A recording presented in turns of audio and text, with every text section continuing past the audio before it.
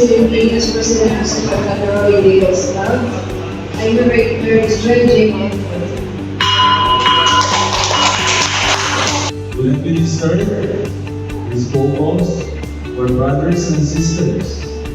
We love each other, being a brother, being a sister, no one can break us.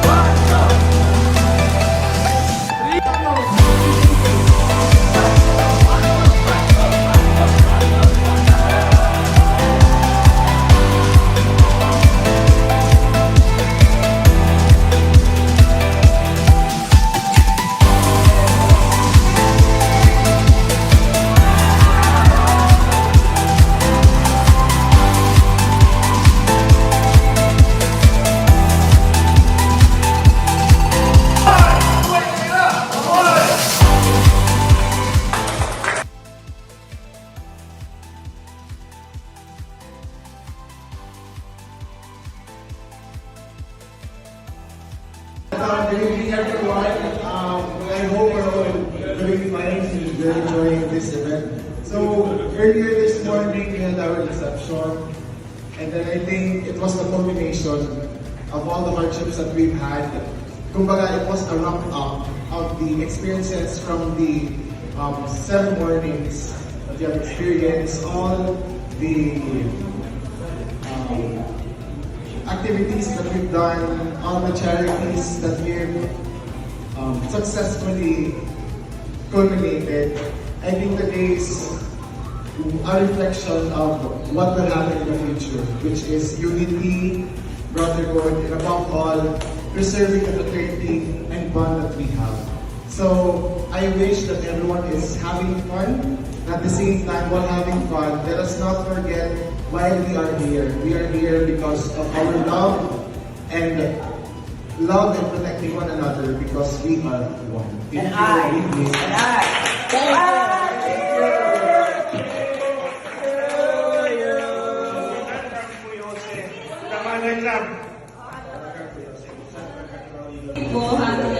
I am Margaret from Salcedo. I am a freshman student, college student, and I'm 19 years old. And Bachelor of Arts in Communication.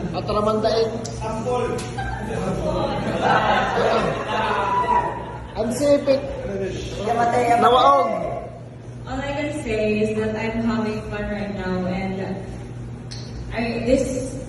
this organization maybe showed me what true brotherhood and unity is. And earlier in our inception, I realized that it is really important, that teamwork is very important, because if we have teamwork, we will be able to succeed in all the challenges, and this is what our organization is about.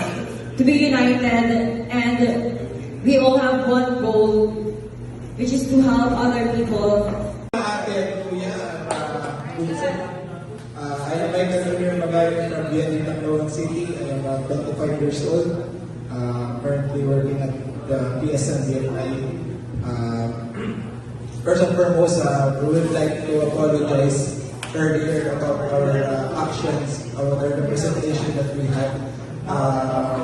This is one thing that we are having a mga future good. So we are trying to fit in to the community that we are going. Tapos there are still a lot of trial and errors, and at the same time, bagat bina-adjust kaya na ulit aming kumbaga mindset kaya, including because knowing that this organization is very professional. So we would like to apologize about earlier. So one impression naman po about team building is that we really enjoyed. We have seen a lot of teamwork, the trust, especially in the inception na ipapakita talaga ang trust within each other. So it was very, nakita namin binihagya ako ng joint na team building that nagtataboy talaga tayo ng mga tao. And at the same time, nagbuhuligay. So that's one thing happened. And then at the same time, hopefully, dapat namin mabawa, especially mga bunsang kami. So, yun lang. Enjoy mo. All throughout this journey is na-realize ko na hindi rin labas-labas na makasunod one of the biggest fraternity Philippines. Kumbaga, it is an honor na nakasunod ako din eh. Tapos, all throughout this journey, dami na nakabaruan ng mga lesson through leadership, tapos communication skills, tapos unity.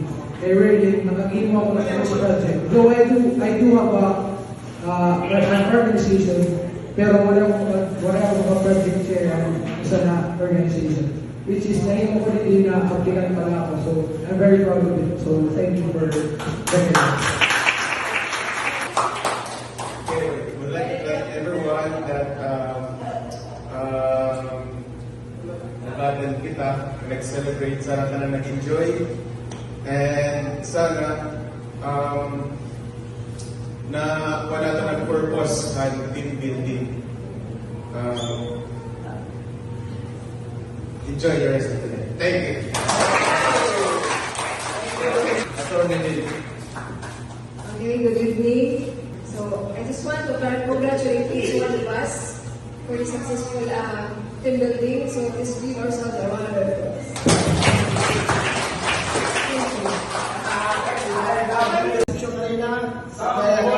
Thank you.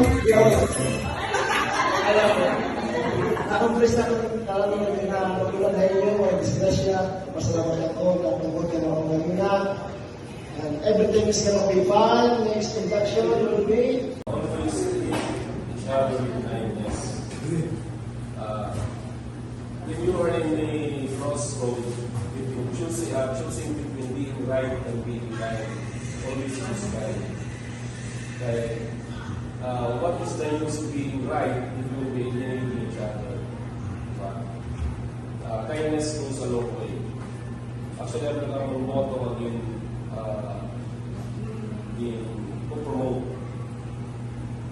With kindness, you can never go wrong. And always be an inspiration to each other. We are here not to brag, not to promote ourselves. We are here to inspire, especially those less fortunate than us. We are given the privilege to help. So let's be the light. Amit Amon, Mantra, be the light. Times of darkness, the light that shows the brightness is the really is to help. So again, in behalf of the Central, the one video team, I welcome the new junior eagles. Ate, Kuya, and Bunso, how good it is, how pleasant it is when brothers live in unity. The gospel today, kanina na nakasimba, nakabot ka mo, nagsimba ka. Isa kami kanina, then ko man lumakan na takday because of another commitment, family, 68th wedding anniversary, parents of Kuya Oscar Pinuli. So, it is good to be one, no? Just like Haamo Kapadian, I'm already 11 years of this. Pag-ulang nag-join na, Eagles also last year. Buwas, 10 years, 1 year na kami. 10 years na ba? 1 year na kami sa anak ko itong ilabay sa ating, ilabay sa Nagugo.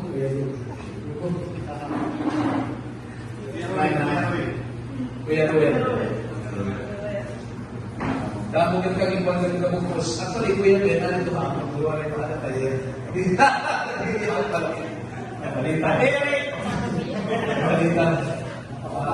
Anak kami ng Central Camarao, so Central Santo Niño. I am actually the secretary, pero nagsalita ko na kayo lahat ay so busy. Right now, I am the administrator of the Association of Residents. So much busy, so busy, no? And then, may project kita, actually kita ito nag-donate ito na 50% of the project goes to Central Camarao. Ito pakpakan ng Central Camarao. Actually, plano na mag-bless kita next bishop. Ito na farm, Kapirawan, function hall, air condition ito. Ang kita na kamukuya din. And the next project, I am transferred now. This coming July, I will be the mission priest in church in Libertad, Ormoc City. Dako na challenge. Yes, July 15th, I announced that. So, I don't know, I'm, again, ako minsahe lang, konektado to unity. You can never have strong life without unity. Importante ito. One candle cannot, you cannot actually make impact. But with each and every candles that we carry, each and every light that we carry, can make an impact. I'm going to congratulate ang ibuhat ng mga bunso. Gusto ko mag-join lang ito, ang iyong postal piling pagpaganda ng mga bunso. Actually, gusto ko lang kung mag-join lang ito, pero dapat ang mga schedule, hindi buwas, kaya natin ito mag-isa. So much busy. So, bisan kita mga busy, na sinabi, when I was interviewed, Father, what's your work? What can you give to the community? What I can give to the community is God's business. I don't have any other business. aside from the family business, God's business. Okay? So that is why, as we say, no, as I thank you, no, on behalf of Principal Santo Niño, I welcome you all, no, ang mga bunso, especially in Action Niño. I am so happy, excited. Ibang feeling ito, alam niyo na pang-handshake. Ito na pagparong niyo, yung mga sapatos, pakinggan, yung mga arot. Salamat ako nagkaroon pa ako ng mga viewers sa inyo. Dennis Barbershop, Balikan Malls. So thank you very much and continue. Let us thank you ni Kuya Margarina, Kuya Alex, in choosing kindness and good right. Maupay ko yan, because sometimes we may be right, but we are actually being uncharitable. No? Importante doon, ano ninihat, kanuraw, bisan kami, ano ka pa ni mo work, you're a manager, you're a businessman, you're a priest, we respect one another. Importante yung respeto. Do not neglect, bisan pa daw magulang ni kumangon, we show respect to one another. That's how we feel our unity. So thank you and God bless us all. Amen. Pinagkagawa ko kaya ng pinagkakatsyo kay Aladia PNP na atong Kuya BP Atom. So, to cut it short, the show ko na lang, it's about making choices that reflect your values. Helping others without expecting in return and striving to make the world a better place. A good person treats others with dignity, listens with a open heart, and acts with integrity. Even when it's challenging, by fostering positive relationships and contributing to well-being of others, you can create a ripple effects. May ganito na multiply. Reflect ripple effects of goodness that extends far beyond to your immediate circle. Not to circles, but to you. So that's all with you. Hands up! Yeah. As we stand together as one Katabaw in Port Royal, I want to extend my deepest gratitude to each of you for your time, effort, and unwavering dedication. Today's team building experience has been more than just a series of activities. It has been a testament to our collective strength and unity. Your enthusiasm and commitment have laid the foundation for an impactful project we are soon to undertake. Together, we have forged bonds that will drive us to new heights, turning our vision into reality with unparalleled passion and determination. Remember, it is our unity and collaboration that will be the catalyst for change and innovation. Let's carry forward the spirit of today's, knowing that each of us plays a vital role in our shared success. Thank you once again for being here and for being the heart and soul of an extraordinary journey ahead. Mabuhay ang One Cantoral, and we will continue to be the light. Thank you so much.